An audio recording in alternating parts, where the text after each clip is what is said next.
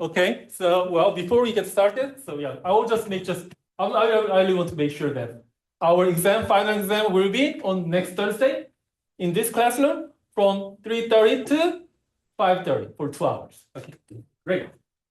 Uh, okay, so last time, so we have been discussing some Dirichlet problems or the solution of the harmonic functions under the condition of some boundary condition, under some boundary condition with referring to.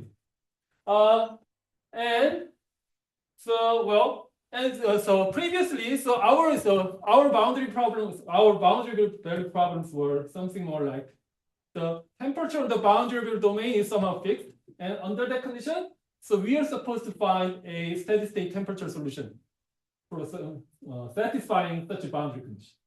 And for this time, so we want to talk about the case what if one of your boundaries is insulated? So boundary being insulated means, so there is no such a flux across that boundary. So that means insulated boundary. So suppose that I have some domain like this. And suppose that if this guy is insulated, then that means there is no heat flow along this line. Okay, so in this case,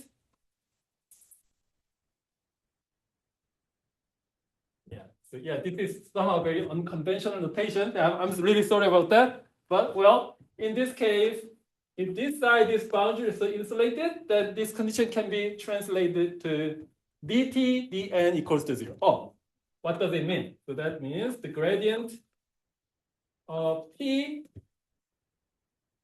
So this is nothing but so this notation actually implies the directional derivative as we were introduced in the multivariable calculus.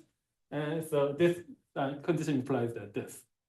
And well, obviously, n is a unit vector.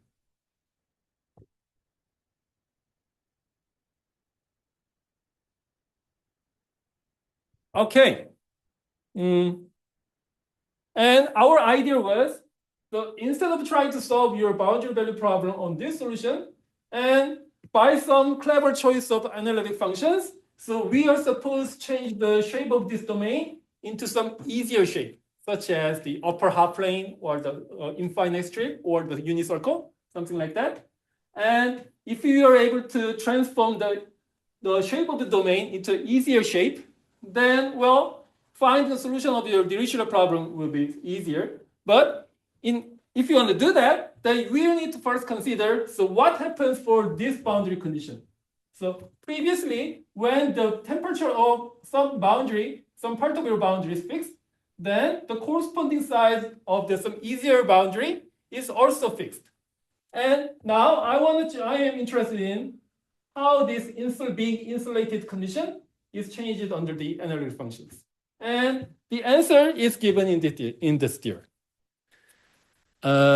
So this is our theorem. It goes like this. I have a analytic function from z plane to w plane. This is analytic and 1-to-1. And C is a curve in z plane, and the gamma, this is an image of your curve under the function f. So this is a curve an image of C under the transformation f. And on top of that, so I want to make some another hypothesis. So I want my function has a non-zero derivative.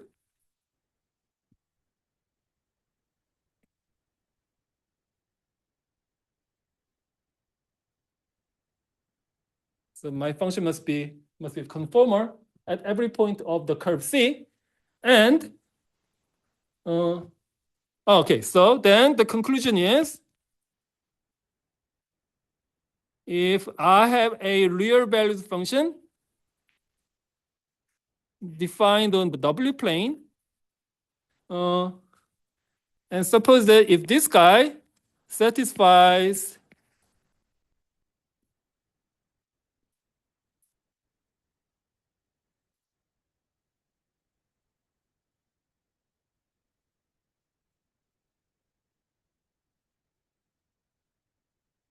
then this composed function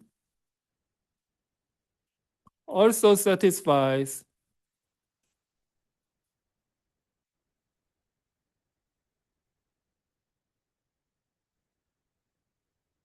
hold on. Yes. This one should be gamma.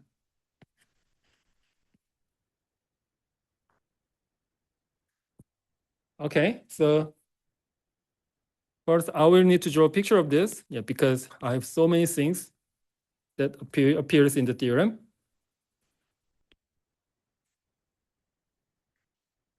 And okay, so this is a z plane. So this is dz, and this is dw, and I have a function which is phi, and this is a real value function, and I have a curve. So this is c, and this is gamma, which is f of c. And okay, so what is this? So this, okay, I will need to explain something more about this notation. So it says, first, I have a normal vector field along this curve gamma. This is n. This is a uninormal vector field. So length of each of these blue arrows, they are all ones. And then this guy equals to 0 means, well, in this direction, along this direction, is directional derivative of this function, real value function phi equals to 0. Then what does it mean? So that means, well, since I have a uninormal vector field along this curve gamma, so therefore I must be able to find a corresponding uninormal vector field along this curve C.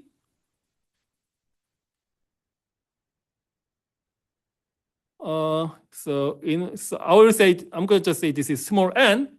This small n implies this uninormal vector field along this curve C. And, sorry. This is a correct notation.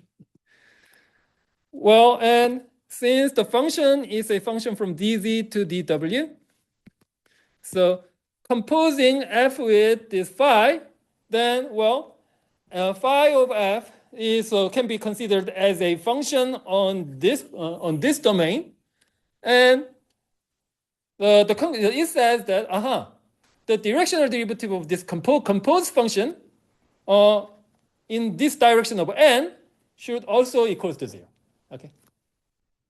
Okay, so this is the idea. Okay, so how do I prove this?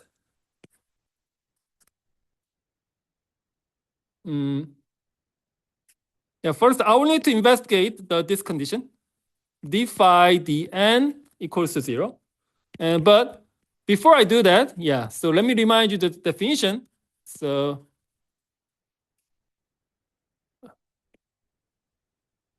the gradient of phi, take an inner product with uninormal vector field n equals to 0. So what does it mean? Well, do you remember the definition of the gradient? The gradient vector field of some real values function is, well, it's just well known as okay, so first of all, you need to consider the family of a level set of phis. Okay? So, well, so this is my curve gamma, and say this is the level set of phi. This is phi equals to C1, and phi equals to C2, and phi equals to C3. So well, therefore, you can easily imagine the family of Leibler sets given by the function phi, and the gradient vectors is always pointing towards. So well, this is well known as the in the direction of the steepest ascent. Okay, and it is known that the gradient vector field is always pointing orthogonal to this Leibler set, right? So this is very well known fact from the multivariable calculus. And the gradient vector take an inner product with unit normal vector equals to 0. So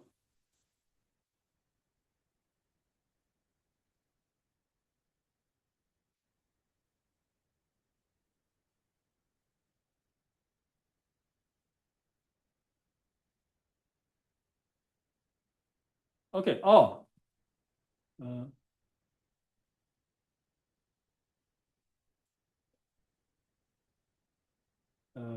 Hold on. So therefore, this picture is not very accurate.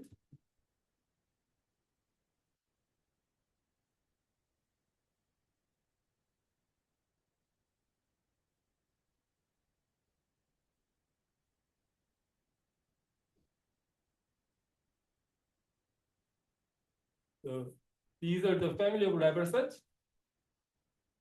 and these are the gradient vectors, and this is the direction of n, then this is the gradient of phi. Okay. Aha. Okay. And well, since the inner product of the gradient vectors and the normal vector n equals to 0, means that the Leibler set, they are always perpendicular to along this curve gamma, right? Mm.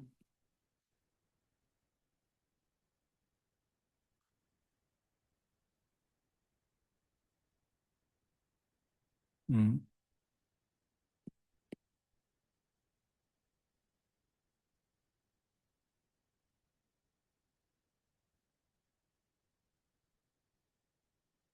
Okay, so what now? Okay, now this is the time to take advantage of the being conformal functions, right? So well, we said the function must be conformal, so that means which also means the function is an angle preserving one, right? So that is if this is the family of Leibler set of function phi, then therefore the corresponding image of this guy under this conformal map must be also something like this. Yeah, I am not that interested in the global shape of this Leibler set, but what I know is that on these point of intersections, these angles are also going to be precisely 90 degrees, right?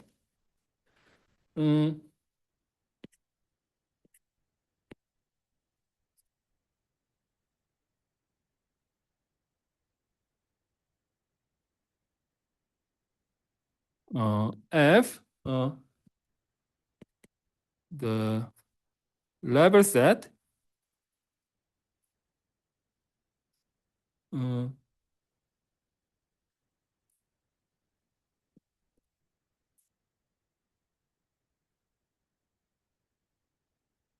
these guys are also orthogonal to each other.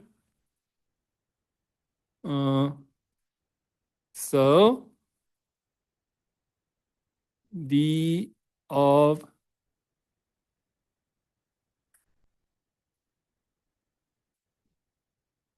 dn, which is also gradient of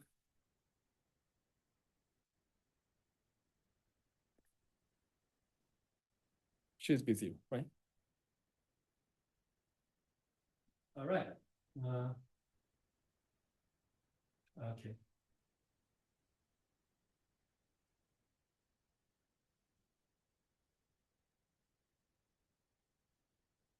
Okay. Right. Okay, great. So what do you know from this theorem? Suppose that I have a this guy, well, and this is a V plane and this is W plane. And suppose that I have an analytic conformal map on this from here to there. And suppose that if this side is I insulated, then that means BTDN equals to 0 on each point on this boundary.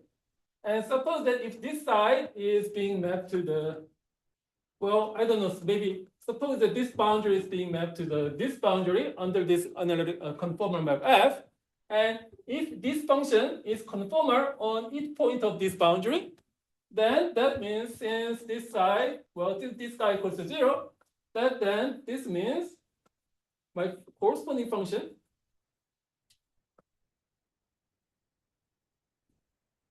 should be also 0. So therefore, this side is also insulated.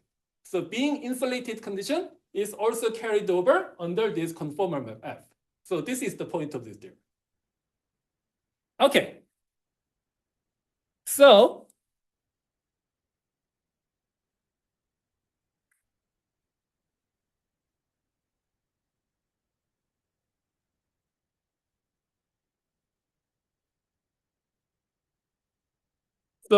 I want to consider this case in the first quadrant in xy plane or in z plane. So x is greater than or equals to 0 and y is also greater than or equals to 0. And I want to find a function t satisfying all these conditions. First, I am requiring that t is a harmonic function. And the condition number 2 is t y x comma 0 equals to 0 for all x's from between 0 to 1. So this is, well, in this picture, so this condition means this boundary. And what is ty then? So tx, ty, the gradient of t is clearly the tx and ty. And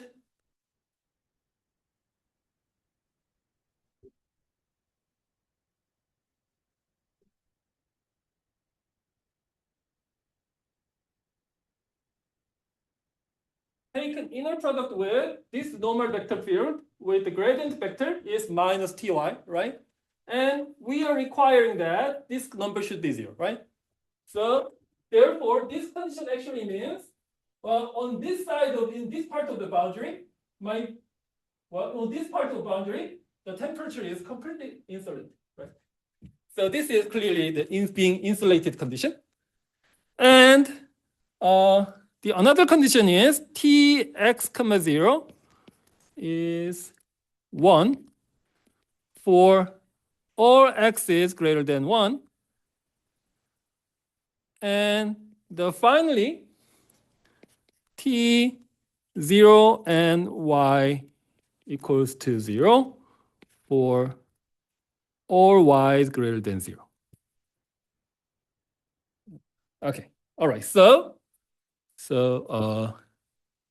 on this side, so here, so insulated, and here, my function value is set to be 1. And on this side, my function value is now set to be constantly equals to 0, right? So I have these boundary conditions. Okay, so what I want to do is, under this boundary condition, I want to find a temperature, the steady state temperature distribution on this first quadrant. All right, yes, this one looks very complicated. So in order to solve this, I will need to first try to find some very clever choice of analytic functions that changes this condition into something more doable conditions, something more doable boundary conditions. So the idea is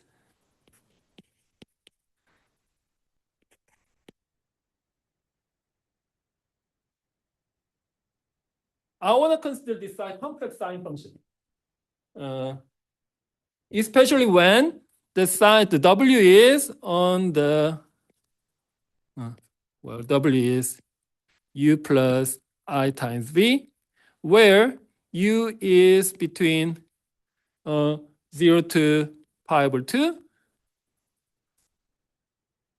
and V is from 0 to infinity. So this is a semi-infinite strip, horizontal semi-infinite vertical strip on the UV plane. Okay, so why did I choose these very specific analytic functions? Okay, you're gonna see why. So this is U and V, and this is pi over 2. Now I am interested in so what is the shape of this semi-infinite strip under this function? Z is sine of W. Well, according to we have known this very well because, the sine function, the real and imaginary part of the sine function is sine of, x is sine of U and hyperbolic cosine of V, and y is cosine of U and hyperbolic sine of V. Okay, so if on this boundary, means that U equals to 0, so V equals to 0, and U is a number from 0 to pi over 2. So since when V equals to 0, and hyperbolic sine of 0 equals to 0, so therefore U equals to 0, and if V equals to 0, then hyperbolic cosine is 1. So, and as U is changing from 0 to pi over 2, so X is changing from 0 to 1. So therefore, under this map,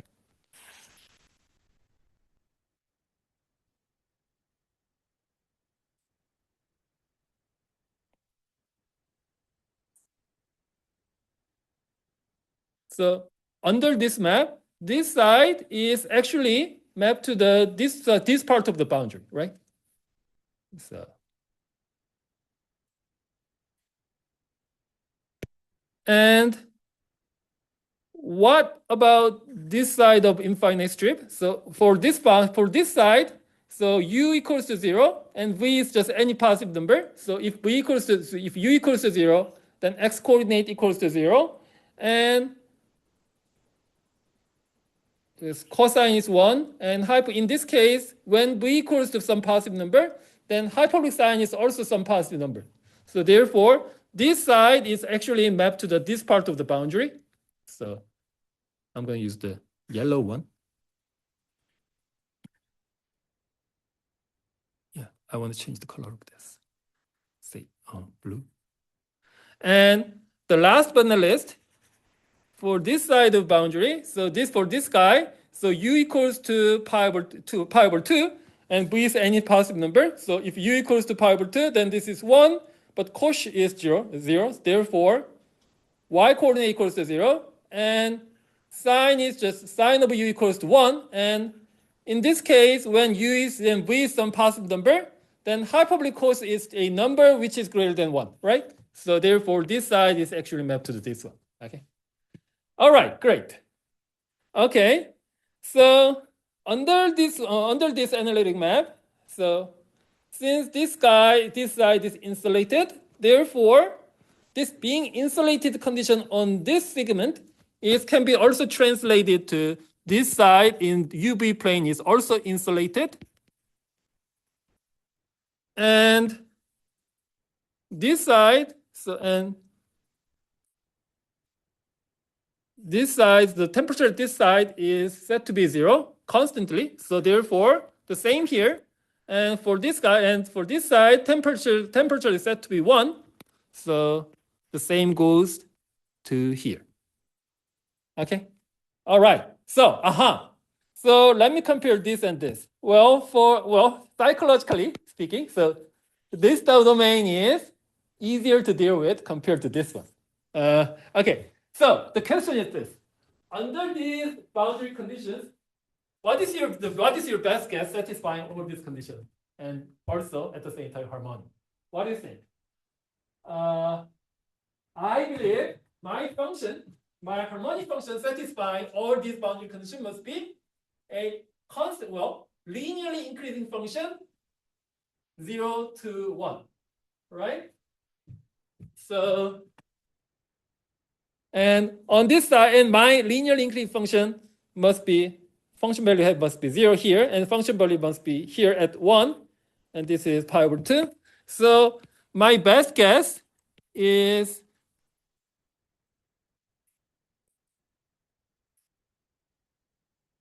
t is 2 over pi times u, right? Okay. If this is my function on this strip, then if u equals to 0, then function value equals to 0, and if u equals to pi over 2, then the function value is just 1. Good. And lastly, this final condition, and I also need to make sure that if this guy is actually isolated on this side, in order to make sure of that, then I will need to take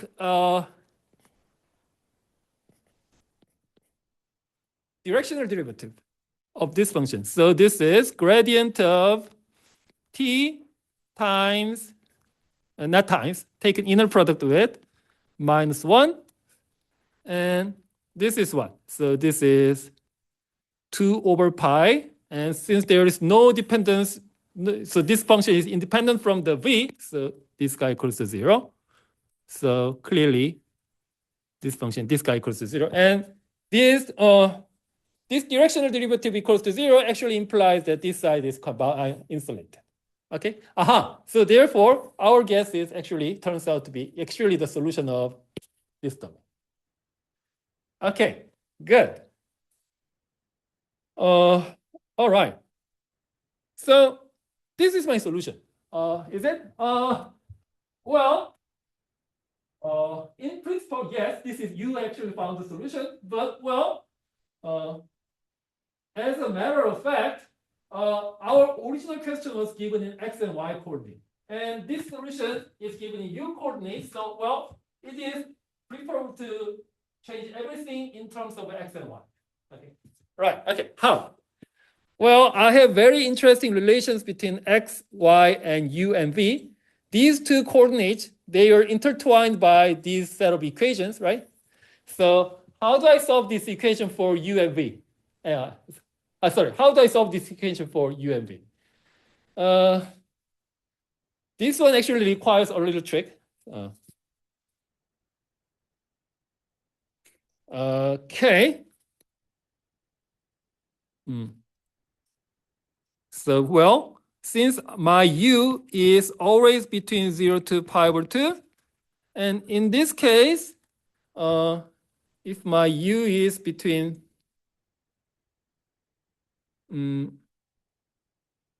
then sine of u and cosine of u, so they are also between 0 to 1. So this is easy. And in here, this is x and this is y. So, I want to solve these two equations for hyperbolic functions. So hyperbolic cosine of v is x over sine u, and hyperbolic sine of v is y over cosine. So therefore, and hyperbolic cosine squared minus hyperbolic sine squared equals to 1. So this is x squared over sine squared minus y squared over cosine squared equals to 1. And using my mathematical knowledge from the high school, from high school, and this equation actually refers to some hyperbolic functions. Yeah. Sorry, my picture is really bad, but well, I believe you get the point. So this is my hyperbolic functions, and what is my coordinate of the focus of this hyperbola? Well, hyperbola is known to be this number plus this number is going to be the plus or minus of the square root. This number plus that number taken square root is going to be plus or minus of the location of the foci, right? Okay. So, so in this case, well, independent from the values of sine and cosine, my coordinate of both sides is always either -1 or +1, right? And this is x and y. And since this is both sides, so this means the distance between this point to the one foci focus minus the distance from the same point to the another focus. And if you take a difference between these two lengths, and the difference is always said to be the same, right? So x plus 1 squared y squared minus x minus 1 squared plus y squared. This is, okay, so what is this number? Well, this number is always the same. So the difference between these two line segments, the difference between these two lengths must be, hey, hold on. So what is the length between these two? I guess this is 2 times. So this is the case when y equals to 0. Oh, so this distance between these two is, yeah, okay. Sorry. Okay, good. Yeah. 2 sine of u, right? All right. Okay. So, oh, great. So u is arcsine of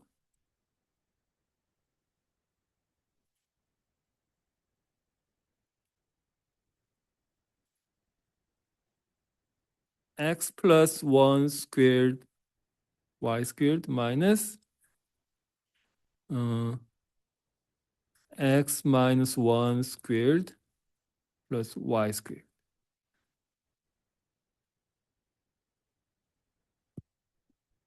Okay, good.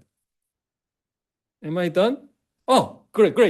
Yeah, since this was our original solution, and if I replace this u by this ugly expression, then you're gonna get the right answer. So t is 2 over pi times this guy.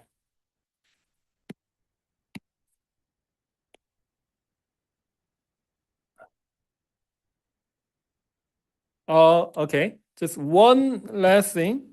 Here, so we are talking about the arcsine, so we have to be very precise about, so we actually need to take care about the range of this function. So in this case, what is my range of this guy?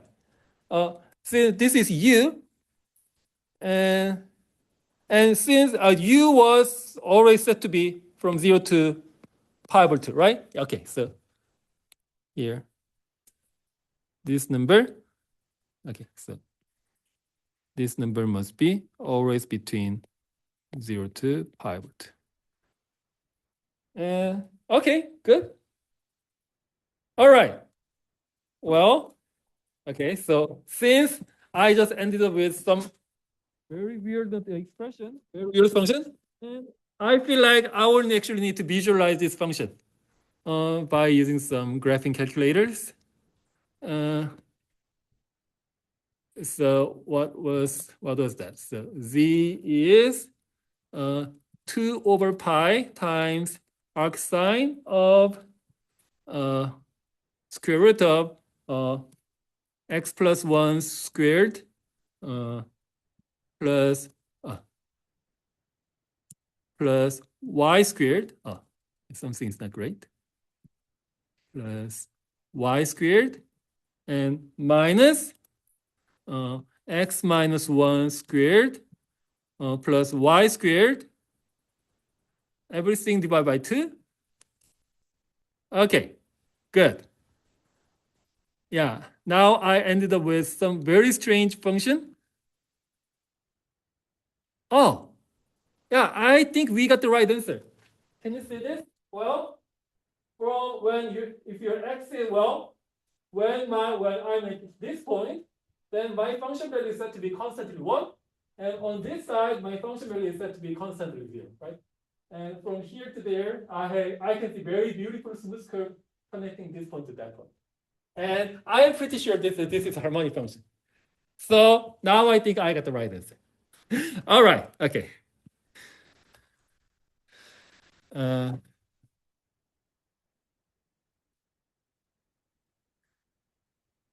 Okay, great. Yeah, so this is the end of the story about the steady state temperature distribution. And today we're going to talk about two-dimensional electrostatic potential problems.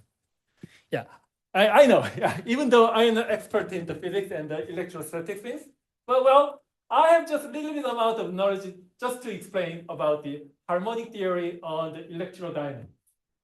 So,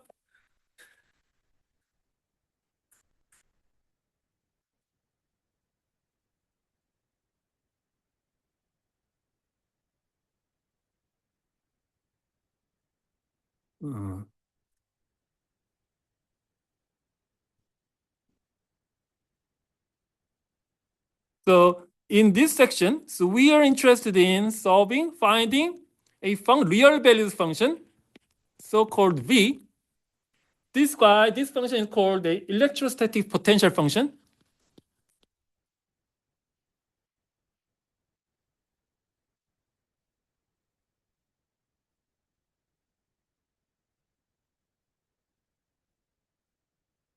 So usually, so therefore, in most cases, this function has a unit of the voltages.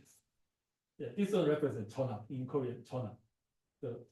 So there's things are like this. Suppose everything is happening in the two-dimensional plane. So well, on two-dimensional plane, well, on some certain discrete point, so on some certain point you have some very specific charge distribution, and when you have the charge distribution, and that charge distribution naturally induces some voltage differences between on the plane.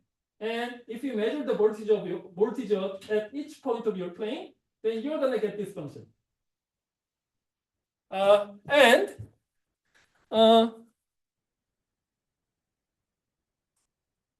Then my electric force, electrostatic of. So, and this is actually a two-dimensional vector. So this one is called to be a force field.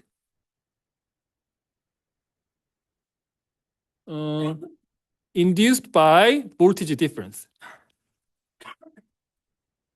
Okay, so that means suppose if your plane has some non-constant voltage distribution, then such a voltage difference actually will induce some electromagnetic force. Therefore, if you put any charged particle on your plane, then such a voltage difference will actually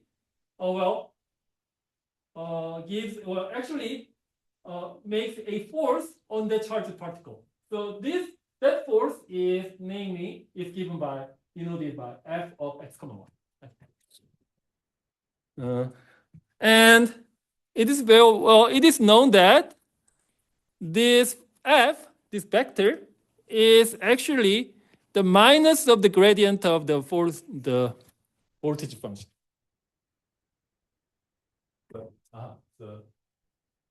Therefore, that means if you put a positively charged particle on this plane, then that particle will be flowing from the higher voltage to lower voltage. So this is what this equation is. All right. And I want to talk about the Gauss's law in 2D. So what is the Gauss's law? So Gauss's law is the Gauss law of the electromagnetic, electrodynamics is described like that.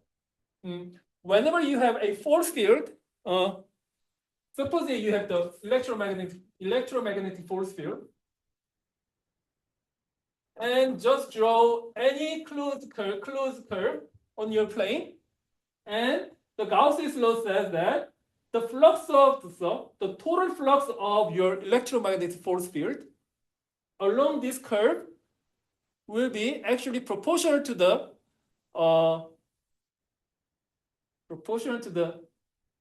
charge density enclosed by this curve.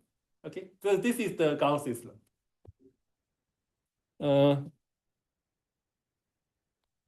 So total flux of F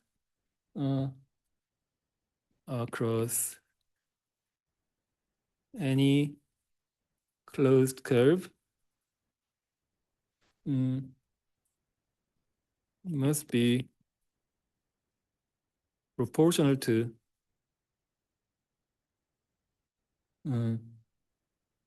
the total charge inside the curve. Okay, so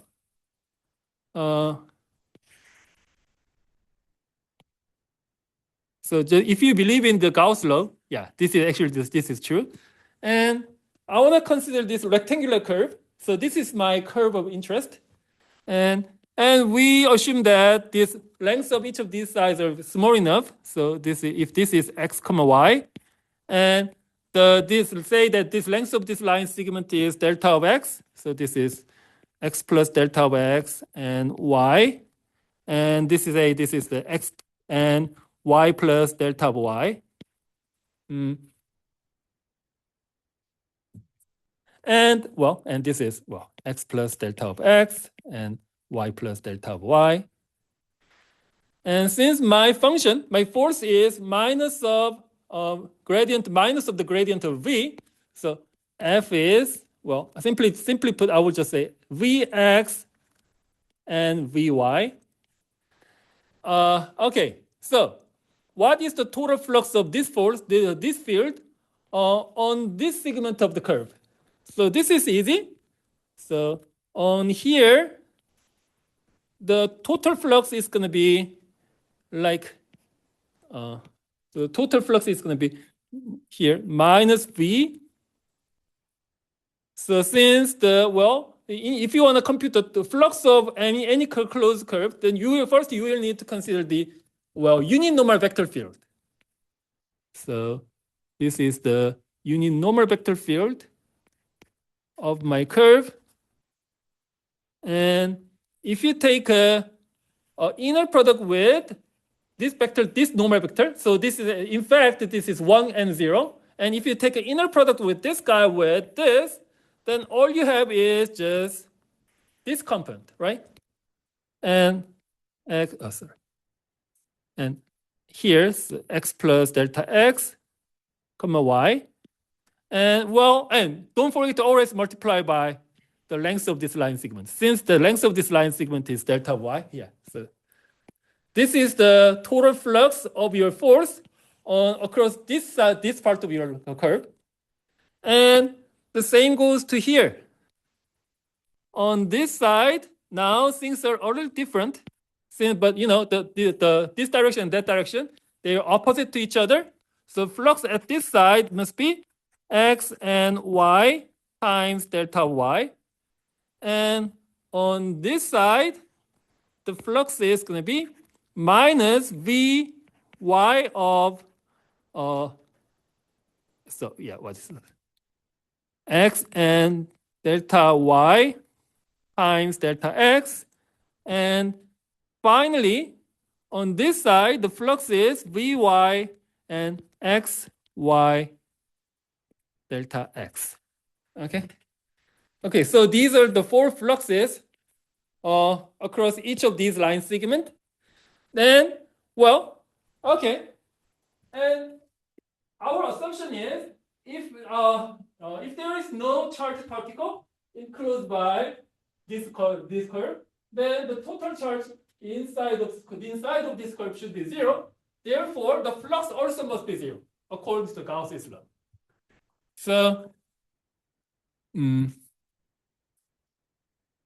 minus of Vx x plus delta x and y minus Vx x comma y and everything delta y and minus Vy x comma y plus delta y minus Vy x comma y everything by delta x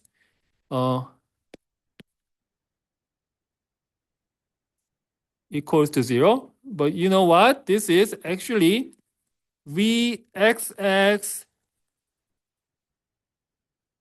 minus Vyy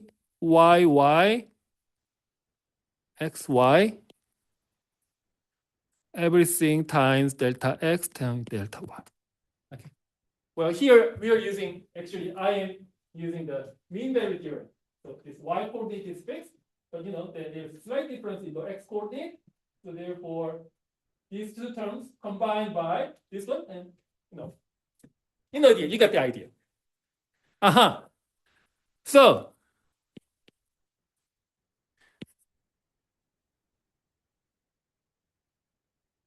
the most important conclusion for this part of the application, electrostatic potential theory. So that means in the vacuum state, then your electrostatic potential function must be always harmonic function.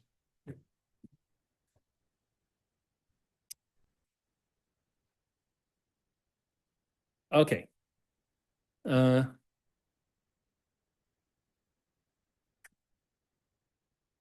Now I want to consider this scenario.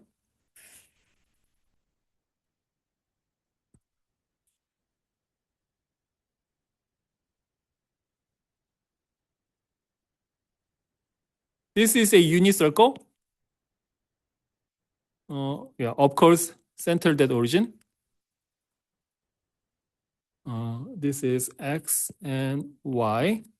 And I want to consider this one, this scenario. First,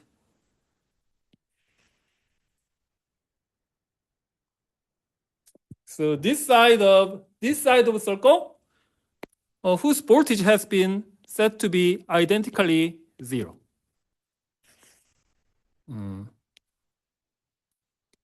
Okay, and for the other side, for the other end of this unicircle, on this side,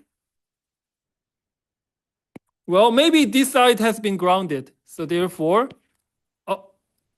sorry, yeah, I messed up. This is 1 and this is 0.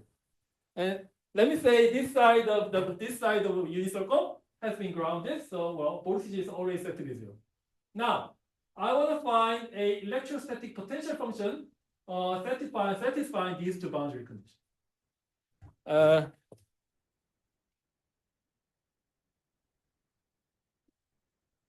Okay, yes, so this is actually very interesting. Well, I believe this line, this shape, this domain is should be considered easy because this is a unicircle.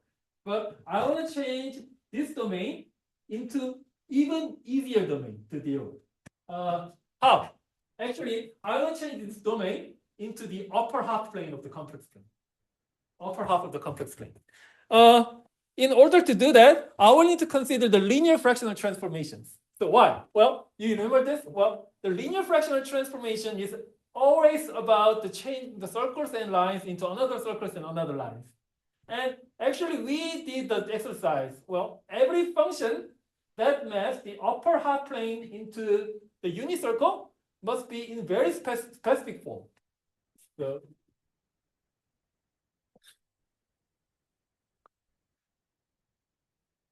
I want you to remember that a linear fractional transformation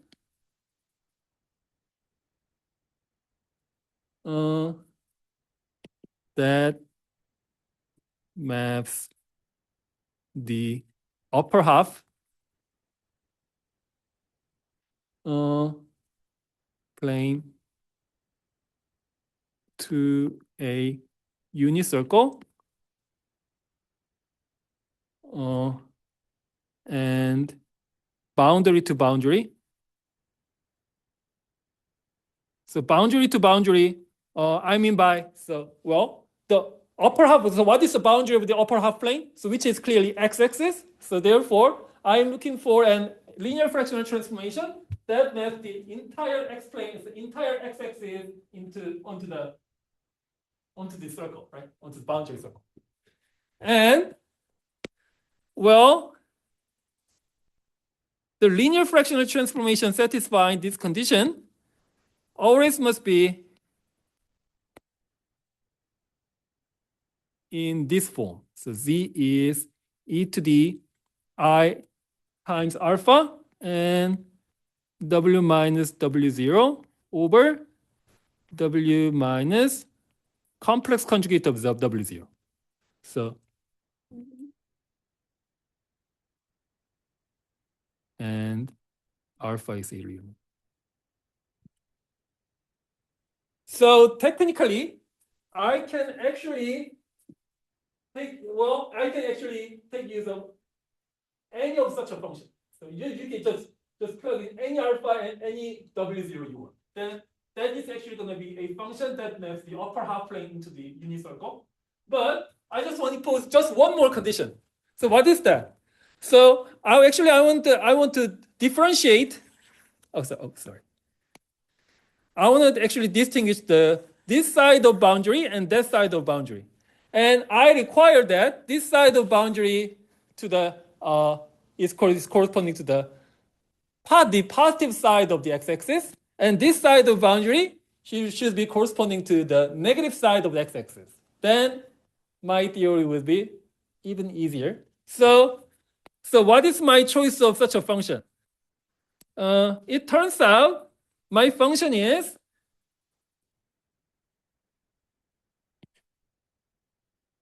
minus of w minus I and w plus I.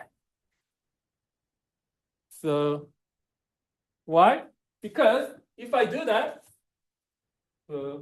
this is my w plane, and this is my z plane, x and y, and z is minus w minus I and w plus I. So under this map,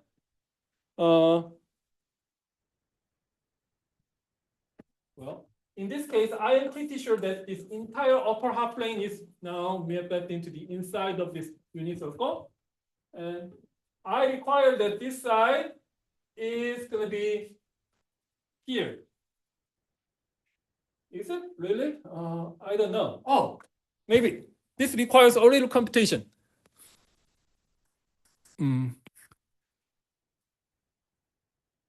Sorry.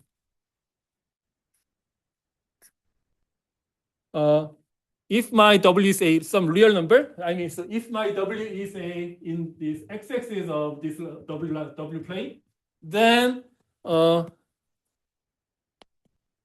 z is minus of t minus I and t plus I. Then simplifying this, this z turns out to be 1 over t squared plus 1 times 1 minus t squared plus 2I times t. So therefore, x is 1 plus t squared and 1 minus t squared, and y is 1 plus t squared and 2 times t. Okay, so the y coordinate is positive. Y coordinate is positive if and only if t is positive, right? Okay, so good. So this side of boundary is now back to this side of the boundary, and likewise this guy is now to here. Okay. All right. Okay. Good. So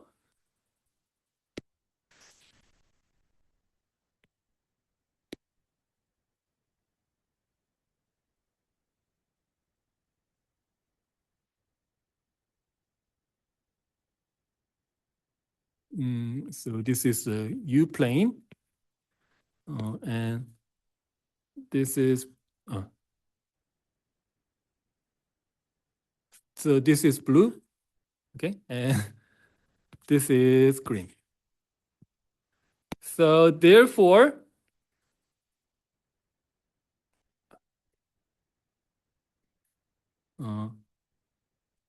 so V is set to be 0 and V is set to be 1. Okay, good. Okay. Easier? I don't know. But this time around, we are supposed to find a harmonic function on this upper half plane such that on this side my function value equals to 0, but on this side my function value equals to 1. Do you have any idea satisfying these conditions? The arctangent function. The function that measures the argument. The argument function or the arctangent function satisfying this. So the argument function actually reads out the argument of any given complex number. So for instance, if I just take this point, then the argument function actually going to returns us the value of 45 degrees or pi over 4. Okay. So that means if you choose the right branch of the argument function, then every point on this plane should be the argument of every point. Each point on this plane should be, this line must be 0, but every point on this side of the line segment should be pi. Oh, not 1. Oh, hold on. Oh, okay. So good. Yeah, I will need to multiply by some nice constant. So therefore, the correct answer is I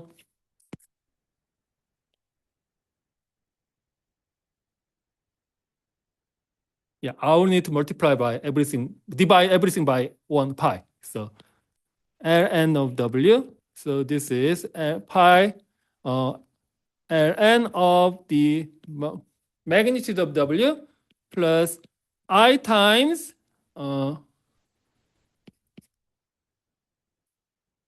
here. So W is positive and theta is from 0 to pi. Okay.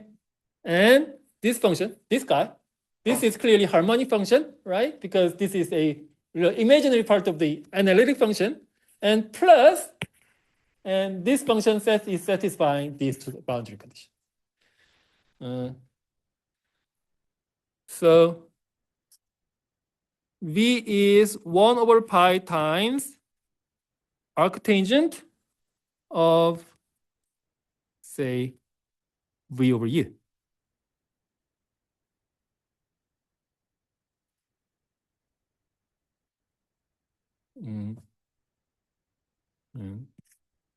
Well, and this domain of this guy is a little bit unconventional, but still makes sense.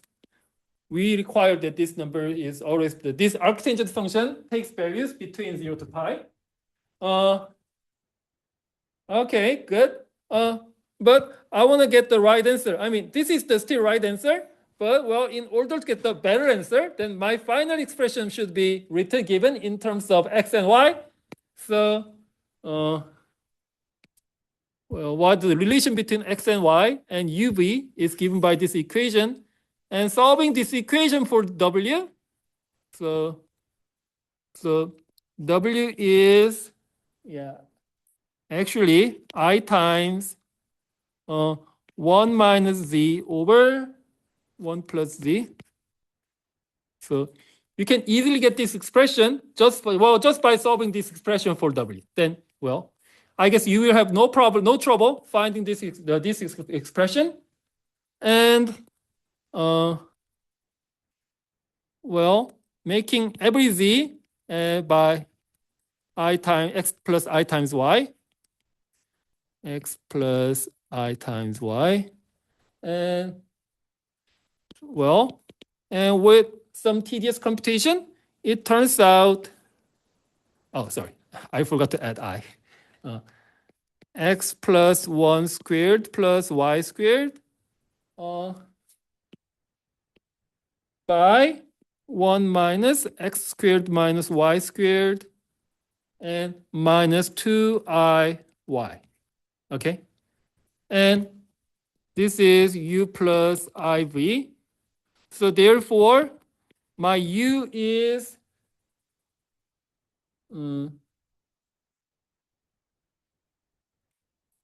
therefore my u is 2y over x plus I squared plus y squared, and my v is what is here? 1 minus x squared minus y squared, and 1 plus x squared plus y squared.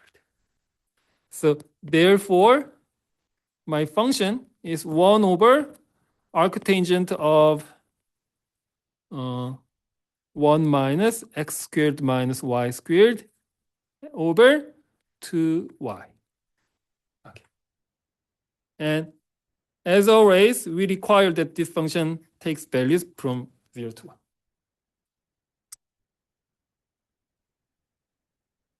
Okay, good. All right, just one more thing. Well, so since this is the function that we are looking for on this unit circle, and well, this is really okay. This is already very nice, but I want to just do just one more thing. So what is that? So I want to find the equipotential lines. The collection of lines that has the same value of the potential function. I mean, in other words, I want to find the level set of V.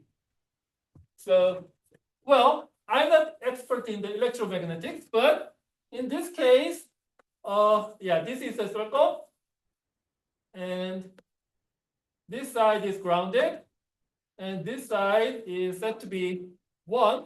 So therefore, the equipotential line must be something like this, I think.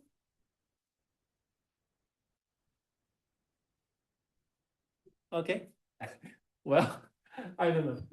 Well, I mean, the function value at this point must be something like 0.8, 0.6, 0.5, and 0.4, and gradually decreasing to 0, from 1 to 0. And okay, why are we interested in such an equipotential lines? Well, because if you find the equipotential line, then maybe you can draw a normal curves.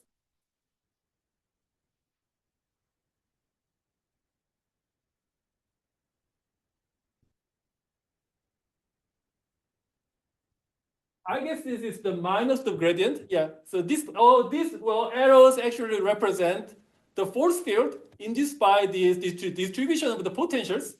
And if you can find a integral curve, this actually requires solving some degree 1 differential equations. But if you can find a family of curves whose tangent vectors are precisely these gradient vectors, then this is actually going to give you the line of flow, right? So that means, okay, so therefore that means you're actually solving the equation of motion. Just put any charged particle at any random point on this unit circle, then your point will be actually flowing through this line of flow. Right? So how can I find such a very nice line of flow? this is the idea.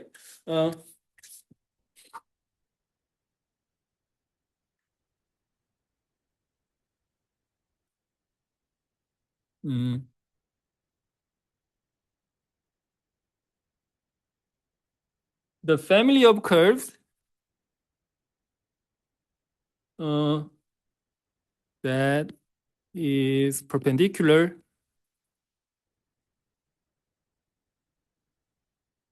to each point of the equipotential lines is called the flux lines or line of flux. Okay.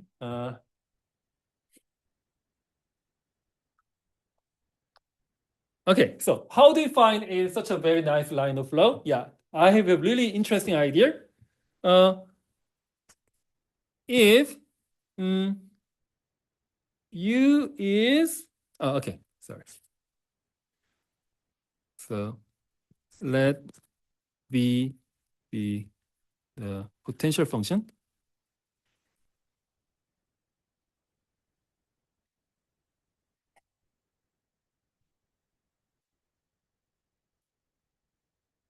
I have a potential function, and well, since my potential function, well, this is harmonic, and every harmonic function inside of the simply connected region must have its own harmonic conjugate. So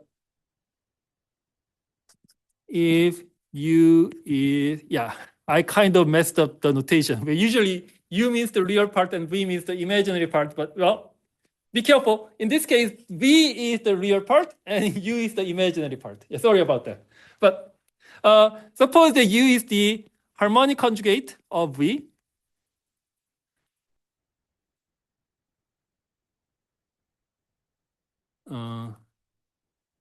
Then, because of the Cauchy-Riemann equations, Vx is the Uy, and Vy is minus Ux. Okay? So this means Ux comma Uy. This is what? This is actually the gradient of U. And I want to take inner product of this gradient vector field with the gradient vector of given by V. So this is the gradient of V. And this is UXV X plus Uy times Vy. But hold on. Vx is Uy and Vy is minus of Ux. So because of the Cauchy-Riemann equations, must be zero, always. So gradient of U is always perpendicular to the gradient of V.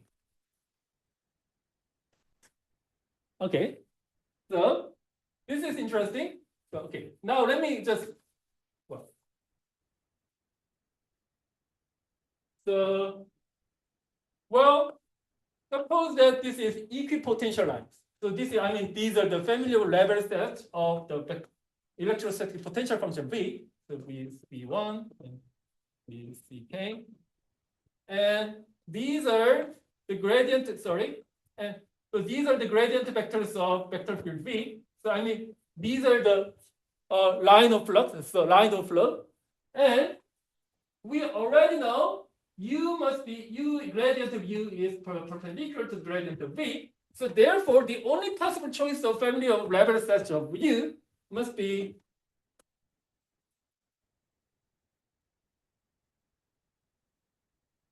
because, well, this is going to be, this must be the gradient vector field of U, right? And since the gradient of these two vector fields are very perpendicular to each other, so therefore the only possible explanation is the levels if the V represent the electrostatic potential function, then its harmonic conjugate, sorry, the level set of the harmonic conjugate of V must be referring to the line of flow. Isn't it nice? Actually, there is, well, if you do, well, without any help from the complex analysis, finding the line of flow actually requiring solving a system of differential equations, degree 1 differential equations. And solving these differential equations usually considered very complicated. But in this case, what you're supposed to do is just very simple. You just try to find complex conjugate. Then you can actually, then you will get this very interesting family of lines of flows. So in our case,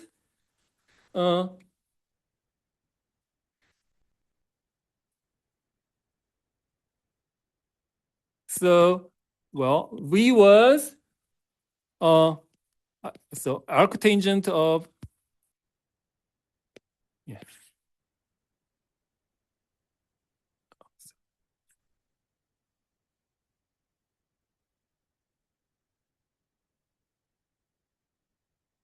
This was our function, but in other words, this is pi times theta, 1 over pi times theta.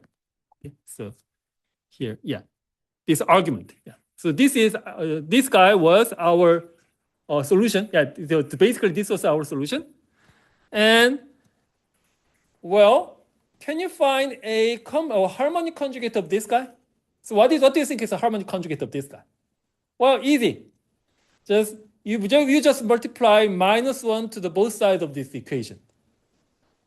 So therefore, the harmonic conjugate of this guy is simply -I times 1 over pi times ln of the magnitude of W. Okay. The harmonic conjugate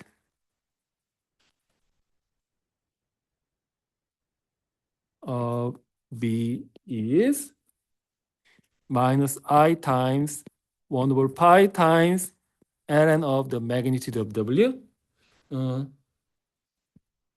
So this implies the U must be well, this is the imaginary part. So U must be -1 over pi times ln of W. So this is -1 over pi times ln of, hey, what is my W then? Yeah, this is my, sorry. Yeah. Oh, good. This is my W, right? So I am supposed to take the modulus of this number. So I will just ignore this imaginary unit I. Okay. Well, yeah, and just try to make everything in terms of an x and y coordinate. Then, and if you try to find the level set of this function, then it's going to give you the line of flow of this potential function. Isn't that great? Yeah. I think this is one of the greatest things that is happening in the complex analysis. Because, well, what we did is just a simple algebra. And being able to do that algebra actually gave us the solution of very complex, very complicated solutions of the equations of motion. Okay, and actually this idea turns out to be very useful in my following lecture about the fluid flow. Well, usually the fluid flow is considered to be very complicated, but under very special conditions, well, if you are assuming that my fluid is incompressible, so you cannot compress it too much, and if your fluid is irrotational, that means if your fluid is actually doesn't induce any rotation at all, then in such a nice case, every fluid is also considered to be some sort of a harmonic function, and therefore you can actually apply the same trick. The being harmonic actually means, well, therefore if you find a complex conjugate, then you can actually deduce the line of flow of your fluid. So you can actually solve the fluid dynamics. just by using complex analysis. Yeah, which we'll talk in my next lecture. All right. Thank you for your patience and see you next time. Thank you.